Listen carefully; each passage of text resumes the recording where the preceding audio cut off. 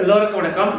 செயற்கை நுண்ணறிவு ஜெமினை.com அதை உருவாக்க சொன்ன பொன்மொழிகள். செயற்கை நுண்ணறிவு உருவாக்கிய பொன்மொழிகள், அதை பற்றி இங்கே பார்க்கலாம். அருமையாக உருவாக்கி இருக்குது. என்ன வருதா படிப்போமே. The horizon looks like a solid destination. தொடுவானம் கீழ்வானம் ஒரு நிலையான குறிக்கோளாக நமக்கு தெரிகிறது. அப்படியே வார்த்தைக்கு வார்த்தை நான் மொழிபெயர்க்கிறேன்.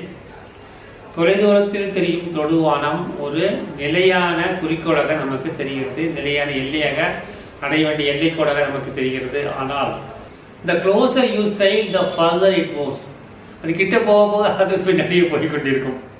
தொடுவானம் நாம் கிட்டே செல்ல செல்ல அதுவும் பின்னாடி போய்கொண்டிருக்கும். அதை நம்மால் அடைய முடியாது. Stop chasing an imaginary perfect future.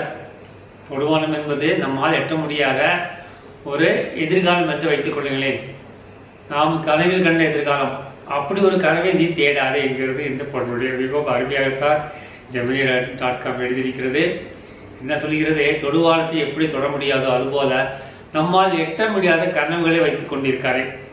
நம்மால் எட்ட முடியாத கனவுகள், அருமையான கனவுகள் இருக்கலாம், ஆனால் அவைகளை நம்மால் எப்பவும் எட்ட முடியாது. எப்படி நாம் தொடுவானத்தை நாம் போய் சேர முடியாதோ அதுபோல தொட முடியாத அழகான கனவுகளை வைத்திருக்காது என்கிறது இந்த பொன்மொழி. அது மேலும் சொல்கிறது, the only real ground you have is the deck beneath your feet. உன் காலுக்கு அடியில் இருக்கும் நிலைமை உறுதியானது. இது கிட்டத்தட்ட இந்த நொடியில் வாழ்வோம் என்ற நமது மந்திரத்தில் ஒன்றை ஒத்து வருகிறது. நமக்கு காலுக்கு அடியில் இருக்கும் தரைதான் நமக்கு நிரந்தரமானது, நமக்கு நிலையானது, எப்பொழுதும் எட்டக்கூடியது. இதை நாம் அனுபவித்து வாழ வேண்டும். என்றால் நமக்கு எதிரே உள்ள தொடுவானம் அல்ல, நம்ம காலுக்களில் இருக்கும் பூமி தான் நமது.